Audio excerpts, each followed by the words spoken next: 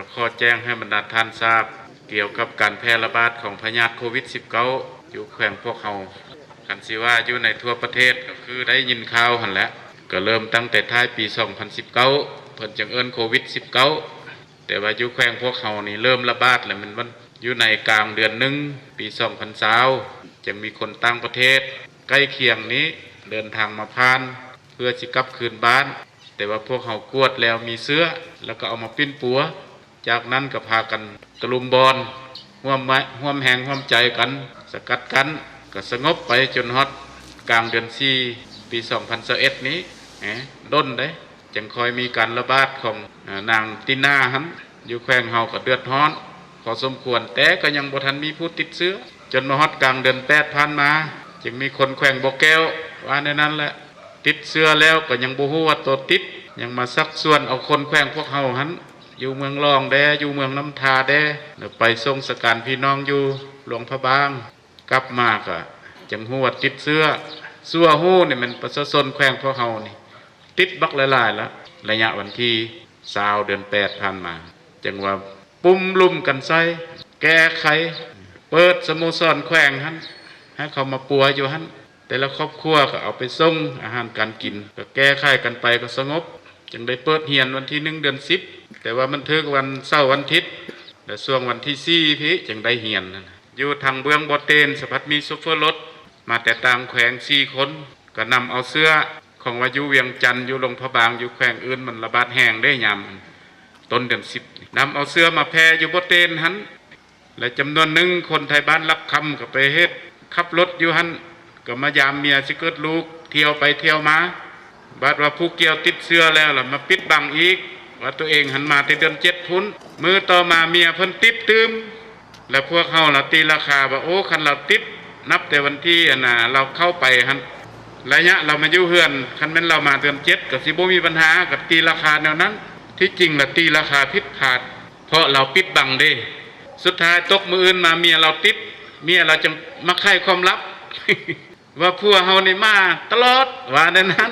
แม่นอยู่มันมาแต่เดือน7เมียมันมานทองแก่เด้แต่ว่ามันไปมาดูนี่เฮ็ดให้ไทบ้านรับคำก็ติดเป็นแถวเอารถ CA ทหาร2คันไปเอาให้มาทึดๆเดี๋ยวนี้ก็มาอยู่โรงเรียนมส.แขวงเนาะแล้วจังแพร่ขึ้นมาจนมาฮอดภูคาพี่อันนี้แหละการติดเชื้ออยู่แขวงพวกเฮานี่ครั้งนี้นี่เป็นครั้งที่หายแห้งกว่าหมู่และเป็นครั้งที่3เป็นรอบที่3ว่าในนั้นแหละผ่านการสังเกตเบิ่งพยาธิอันนี้โดยเฉพาะและมันอยู่ระดับประเทศพวกเฮานี่ก็ถือว่านับมือหายแห้งซั่นแล้วเฮาอยากเว้าเพื่อให้พวกเขานี่เป็นเอกภาพเข้าใจและมีความเป็นเอกภาพบรรทัดที่1เลยมันอยากให้เอกภาพเข้าใจนำกันว่าอันนี้แม่นพยาธิที่หายแห้งบ่ให้ถือเบาว่าโอ้อันนี้มันไข้หวัดน้อยไข้หวัดใหญ่ติดแล้วฮักดีคันบ่ดีไผสิรับผิดชอบอันนี้นี่สิว่าแนวใดก็ว่าอันนี้บรรทัดที่1ขอให้เข้าใจว่าพยาธิอันนี้มันพยาธิที่หายแห้งพยาธิที่อันตรายกระทบต่อชีวิตกระทบต่อสังคมกระทบต่อเศรษฐกิจของรัฐและของส่วนบุคคลของประชาชนเห็นบ่ตลาดก็บ่ได้ซื้อบ่ได้ขายเก็บรายรับก็บ่ได้ไปให้ไปส่วนก็ย้านเพราะฉะนั้นศูนย์กลางพรรคจึงได้ตีราคาว่าให้ยกระดับเป็นภาวะสงครามเห็นบ่ธรรมดาได้คันถึงจิตีราคาสภาพการได้1ว่าเป็นอยู่ในภาวะสงครามบ่แม่นธรรมดาเพิ่นสิยกระดับบ่แม่นธรรมดาเพิ่นสิมีเอกสารเป็นลายลักษณ์อักษรของคณะเลขาธิการแจ้งมาแนวนั้นคันว่าเป็นภาวะสงครามมาเขาว่าทุกคนที่เป็นคณะพรรคสมาชิกพรรคเป็นผู้ชี้นำพาบ้านเมืองต้องได้ถือสำคัญนี่อันนี้ขอให้เข้าใจกกของปัญหาคือในนั้นคันเฮาเข้าใจกกของปัญหาว่ามันเป็นปัญหาน้อยและมันเป็นมาลุ่มมารวยแหละอันบ่เฮาสิไปแก้ผลมันเป็นมาลุ่มมารวยทิมหันทิมนี่แหละให้ลูกเฮ็ดซะให้แม่เฮ็ดซะเฮานี่ได้แล้วเฮานี่เท่าแล้วเฮานี่แข็งแรงแล้วเฮานี่บ่ติดแล้วอันนั้นบ่ได้กกของมันแหละมันเพิ่นตีราคาดังนั้นเฮาจะต้องได้พร้อมกัน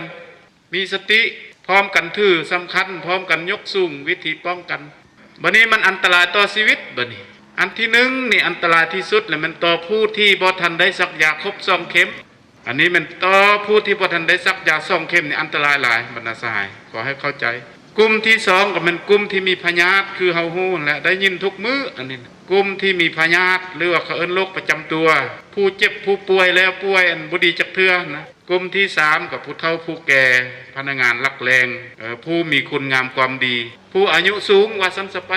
และเฉพาะอยู่เทศบาลแขวงพวกเฮาก็มีศูนย์ปิ้นปัวอยู่5แห่งมีโรงหมอแขวงสโมสรแขวงโรงหมอซอเทศบาลแขวงมอซอนาเตยศูนย์ปิ้นปัวบ่เต้นแต่ว่าอิงใส่จำนวนคนเจ็บที่เพิ่มขึ้นในแต่ละวันนี่ก็ยังมีความจำเป็นอยู่เมืองลงน้ำทาอยู่เทศบาลนี่ยังจะได้เปิดโรงเรียนสร้างครูตืมโรงเรียนมอซอสมัคคีใส่อยู่มอสนามบินหันตืมอยู่บ้านตะวันก็มีคนติดหลายก็สิได้เปิดอยู่บ้านบ่อเต้นก็มีคนติดหลายก็สิได้เปิดมาเขาว่าโรงเรียนประถมโรงเรียนมัธยมอยู่แต่ละบ้านนี่สิได้ไปอนามัยเกียมเป็นสถานที่รองรับหมดนะคันสิว่าแล้วเฮาสิเอาเวลาใดมาเฮ็ดมาสร้างคันพวกเฮาบ่เอาใจใส่ป้องกันเด้ปัญหาที่2ย้อนมันหายแหงคือแนวนั้นพวกเขาทุกคนต้องเป็นเจ้าการป้องกันแท้ๆให้มันสุดขีดสุดคันนั่นแหละ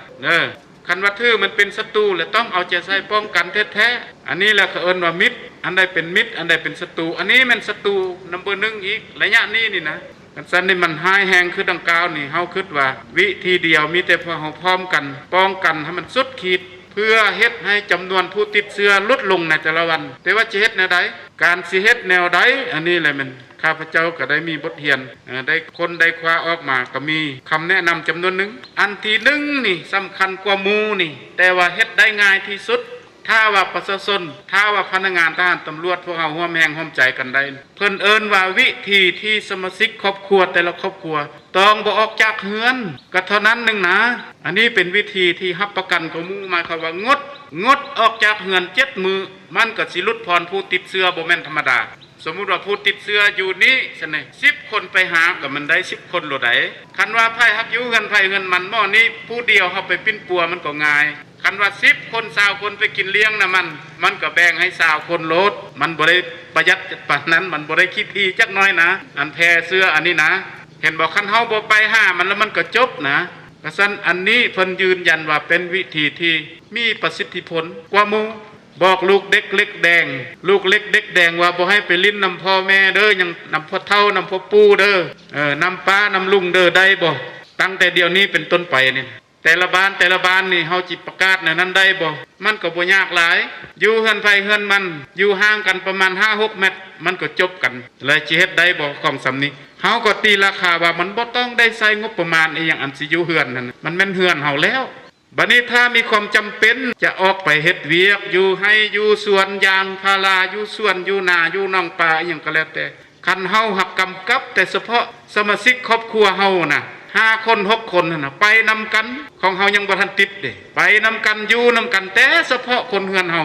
มันก็เป็นวิธีหนึ่งที่ว่าจะปลอดภัยคือกันฮักแต่ว่าจะไปปนกันอยู่กลางทางฮักแต่ว่าจะไปปนกันอยู่นาฮักแต่ว่าจะไปปนกันอยู่ส่วนไหนหลีกจากการจัดตั้งคณะเฉพาะกิจแล้วเรามันยังไปง่มกันอยู่ป่าพุ่นมันก็ติดคือกันอันนี้นี่นะสันเฮาป้องกันเอาภัยเอามันจะเป็นวิธีที่ดีที่สุดปัญหาที่3แล้วก็ปฏิบัติอย่างเข้มงวดหลักการการแพทย์เพิ่นก็เว้าทุกมื้อว่าให้ล้างมือเป็นหยังจึงล้างเพราะว่ามือหั่นแหละมันจับอาหารเข้าปากมือหั่นแหละมันไปรูปหน้ารูปตามือหั่นแหละมันพาอันเชื้อเข้าโตเฮาเครื่องนุ่งของถือเฮาไปบนเสียงเมื่อแล้วเฮาก็แก้ตากแดดหรือว่าซักแล้วมันก็ตายแล้วเชื้อพยาธิอันนี้จักชั่วโมงมันก็ตายแล้วขนาดตากแดดเห็นบ่มันบ่ได้ว่าสิยากพอปานใดอันนึงอีกก็มันใส่แพรอัดปากอัดดังให้ถูกวิธีแล้วก็บดทมน้ำลายคายขี้มูกอยู่กลางบ้านกลางซองเพราะว่าเสื้ออันนี้มันอยู่กลางบ้านอยู่บอนเย็นบอนอย่างมันพัดดนได้คันเฮาเหยียบมันไปเข้าเฮือนบางเทื่อมันก็สะไปหาบอนอยู่บอนนอนมันก็ไปหาเฮาโลดมันเบ้าเด้เสื้ออันนี้นะต่อไปก็มันยุติการซุ่มแซวกินข้าวกินเหล้าซุ่มกันซั่นนี่บ่ให้กินข้าวกินน้ำร่วมกันเถื่อระยะมีปัญหานี่อยู่ไผอยู่มันไปก่อนบ่แม่นขี้ทีบัดนี้ก็ลีกเลี่ยงบอนมีคนหลายคันไปบอนคนหลายคือพวกเฮาก็ต้องได้ใส่มัดใส่อีหยังรับประกันแล้วก็แล้วข้อที่3เมื่อมีการติดเชื้อแล้วจะแม่นพนักงานทหารตำรวจก็ต้องได้ไปตามการจัดสรรของคณะเฉพาะกิจบ่อนุญาตให้ป่วยอยู่เฮือนตนเองเถื่อเพราะจะเฮ็ดให้พยาธิอันนี้แห้งแพร่พ่ายไปหาผู้อื่นอันนี้ขอให้เข้าใจในนั้นคณะพักต้องเป็นแบบอย่างผู้ใดติดก็ต้องยอมรับว่าติดแล้วก็ต้องไปปิ้นปัวตามการจัดตั้งคณะโควิดนี้ และผู้สัมผัสใกล้ชิดกับผู้ติดเชื้อก็ให้ไปแจ้งคณะเฉพาะกิจบ่ให้ปิดบ่ให้บังบ่ให้ช่วยใช้อำนาจบาดเหยาว่าโอ้เฮาแม่นคณะพักแหละเฮาแม่นหัวหน้าห้องการและเฮาแม่นเฒ่าแก่แนวโฮมแหละเฮาบ่ไปแจ้งก็ได้ลูกหลานเฮาก็มีอำนาจอยู่บ่ให้เฮ็ดอันนี้เนี่ยมันคนละเรื่องเพราะว่าเดี๋ยวนี้คนติดหลายแล้วบ่มีบอนสิปัวแล้วมันยุ่งยากแล้วคันว่าฮักแพงแพทย์หมอคันว่าฮักแพงการจะตั้งคันว่าฮักเคารพนับถือการจะตั้งมีแต่ป้องกันคันติดและมีแต่ไปปิ้นปัวตามการจัดสรรข้อที่4เนี่ยเว้าเรื่องการปิดบ้านปิดเฮือนเนาะผ่านมาเนี่ยเฮาเอาใจใส่ที่สุดเนี่ยมันล้อมหัวอ้อมทางล้อมหัวตันทางเลยมันง่ายเนาะแต่ว่าเฮาพัดบ่สนใจอันประชาชนอยู่ในบ้านสิไปหากันนั่นน่ะเฮาพัดหยังปะอยู่เห็นบ่คันซั่นในผู้ใดถือเสื้อและแยกไปผู้ใดบ่ทันมีปัญหาและอยู่เฮือนไผเฮือนมันคันว่าโอ้คิดฮอดคิดถึงเป็นห่วงเป็นใยระยะนี้ออกจากเฮือนก็ยืดคอใส่กันประมาณ 5-6 เมตรใส่กันลมกันก็ฮักบ่เป็นหยังคือเฮาว่ามึกคันไกลกว่า10 เมตร20 เมตรก็โทรศัพท์เอาก็ลมกันพอสบายดีบ่แม่สบายดีบ่ลูกสิบ่ไปหาเธอเด้อสภาพหยังเป็นแนวนี้นี่พ่อก็อยู่กันเด้อก็แล้วไปเฮาว่านี่อันนั้นมันการปิดบ้านบัดนี้ปัญหาที่5ปัญหาที่5และเป็นระยะที่บ้านเมืองเฮาประสบกับปัญหาความยุ่งยากสิเอิ้นว่าภัยพิบัติก็แม่นและขอให้ทุกคนนี่สืบต่อมีสติระวังตัวบ่ให้หลงเชื่อกลอุบายเลเหลี่ยมของคนบ่ดีที่จะมาป้าวข่าวอกุศลใส่ให้ป้ายสีการจัดตั้งพรรครัฐหรือว่ามาก่อพรรคแยกพวกแยกผู้ติดผู้บ่ติดสร้างความแตกแยกความสามัคคีหรือว่ามาตัวยั่วว่าโอ้พญาติอันนี้นี่คันเสื้อพระนั้นพระนี้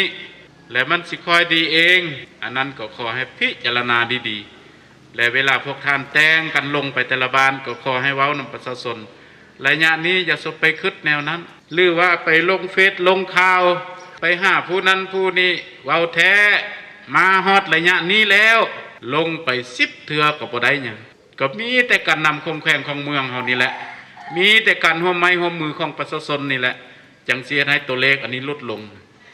เฟซ10 เทื่อจนบ่ได้รับบ่ได้นอนก็บ่มีไผมาช่วยดอกยิ่งไปกว่านั้นถ้าว่าเฮาหักลงไปในเนื้อในที่มันบ่ถูกบ่ต้องก็แฮงสิมีปัญหาใส่ตัวเองและครอบครัวซื่อๆบ่ให้ช่วยโอกาสยามนี้เนื้อในจิตใจในการแก้ปัญหาโควิดนี่รัฐบาลได้แนะนำ3มาตรการที่1เป็นมาตรการด้านการแพทย์มาตรการด้านการแพทย์นี่ข้าพเจ้าได้เว้าแล้วเนาะใส่ผ้าอัดปากแล้วบ่ไปหากันบ่กินข้าวซุ่มแซวกันบ่มันล้างมือใส่สบู่บ่ซักยาป้องกันโควิด2 เข็มบ่เอาไปปิ้นปัวผู้ติดเชื้อกวดกาหาเชื้อสำหรับผู้ต้องสงสัยทั้งหมดที่เว้ามาเมื่อกี้แม่นมาตรการด้านการแพทย์มาตรการอันที่2และมันมาตรการด้านบริหารมาตรการด้านบริหารนี้ผ่านมาได้เฮ็ดหยังศูนย์กลางก็ได้แต่งคณะเฉพาะกิจนี่ศูนย์กลางก็ได้ออกคำสั่งตีราคาว่าเป็นสภาพสงครามขอให้คณะพรรคองค์การปกครองได้เอาใจใส่มีเนื้อในละเอียดแล้วและแต่ละแขวงก็ได้มีข้อตกลงแต่งตั้งคณะเฉพาะกิจของแขวงของเมืองอันนี้มันมาตรการด้านบริหารแล้วก็มีแจ้งการมีคำสั่งออกมาเป็นแต่ละระยะมีการกำหนดมาตรการปรับไหมต่อผู้ละเมิดระเบียบวินัยต่างๆเกี่ยวกับเรื่องงานโควิดนี่อันนี้ก็ล้วนแล้วแต่เป็นมาตรการบริหารบัดนี้มาตรการทางด้านเศรษฐกิจมาตรการทางด้านเศรษฐกิจก็เป็นสิ่งหนึ่งที่ปฏิบัติไปเคียงคู่กับ2มาตรการทำอิฐหมายความว่าเนี่ยระยะนี้เนี่ยมันระยะเก็บกู้ผลผลิตเนาะสิมันยางพาราสิมันเก็บเกี่ยวเข้าคันซั่นนี่มาตรการเศรษฐกิจนี่คันเฮาบ่เฮ็ดนี่จะน้อยบ่มีแนวกินคันประชาชนอึดอยากปากหมองเกิดมีการขี้ลักงัดแงะมันเป็นปัญหาสังคมแต่ว่าการจำเป็นไปเอายางพาราก็ต้องยังเอาเด้เพราะมันสิบ่มีรายรับเด้จำเป็นต้องยังได้ไปเอาข้าวเอาน้ำก็ต้องได้เอาได้แต่ว่าวิธีที่ไปเอานี่เฮ็ดแนวใดมันก็ต้องได้คิดมันก็ต้องได้ปฏิบัติตามระเบียบของมาตรการด้านการแพทย์นี่อยากเว้าง่ายๆหน่อยนั้นบัดนี้ปัญหาสุดท้ายที่จะเว้านี่มันเรื่องการดำรงชีวิตปกติแบบใหม่เพิ่นเอิ้นเรื่อยๆว่าวิธีดำรงชีวิตปกติแบบใหม่เพิ่นบอกว่าให้ดำรงชีวิตปกติแบบใหม่และให้อยู่นำโควิดให้ได้หมายความว่าต้องซอกหาวิธีว่าอยู่เนี่ยได้ในสภาพที่โควิดมีการระบาดแต่เฮาบ่สามารถติดเชื้อโควิดระบาดอยู่แต่ว่าเฮาบ่สามารถติดเชื้อเฮามีวิธีป้องกัน เฮาละมาใจแยกเบิ่งว่าคันเฮาบ่อยากติดเชื้อโควิดเฮาต้องเรียนรู้ว่าโควิดนี่มันมีจุดแข็งนั่นแหละและมันมีจุดอ่อนนั่นแหละอันนี้เฮาคิดว่าอยากใจแยกและอันที่สำคัญที่สุดอยู่บ่อยู่มันก็บ่แม่นว่าสิเกิดโควิดสมมติว่ามีประตูนึงแล้วนอนอยู่หน้าตลอดบ่มีคนไปหาเรามันก็เป็นไปบ่ได้ว่าเชื้อโควิดสิเข้าไปติดพอเท่าอันนั้นหรือว่าพอลุงอันนั้นมันต้องมีผู้เอาไปมันจึงไปนำมันต้องแม่นคนนี้เอาไปเอานำเชื้อไปมันจึงติดใจและหลายวิธีที่เฮาสามารถซอกหูตื้มว่าเฮ็ดแนวใดเฮาจะอยู่นำโควิดได้แต่อย่าให้โควิดอยู่นำเฮาคันโควิดเข้ามาอยู่นำเนื้อนำคิงเฮาแล้วเฮาต้องไปห้องหมอลูกเดียวอันนั้นแม่นวิธีนึงที่เพิ่นเอิ้นว่าวิธีดำรงชีวิตปกติแบบใหม่